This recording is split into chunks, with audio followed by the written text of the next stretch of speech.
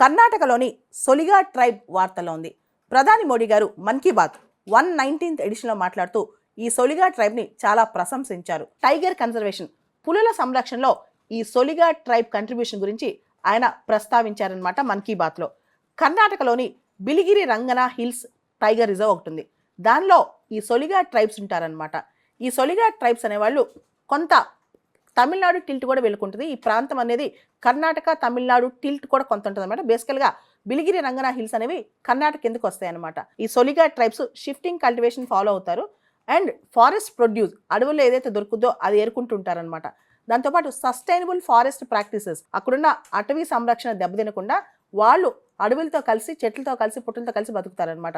ముఖ్యంగా సొలిగా ట్రైబ్స్ పులుల్ని కొలుస్తారు దేవతలుగా. ఇక్కడ వాళ్ళు పులుల్ని దొడ్డ నాయి అంటే బిగ్ డాగ్ అని పిలుస్తుంటారనమాట. దొడ్డ నాయి అంటే వాళ్ళ భాషలో బిగ్ డాగ్ అనమాట. స్పిరిచువల్గా, వాళ్ళ కల్చరల్గా వాళ్ళు టైగర్స్ వాళ్ళకి చాలా కనెక్ట్ ఉంటుంది, ఎమోషనల్ కనెక్ట్ కూడా ఉంటుంది అనమాట. కాబట్టి సొలిగా ట్రైబ్స్ని ఈ బిలిగిరి రంగన టైగర్ రిజర్వ్లోనే వండిస్తారనమాట.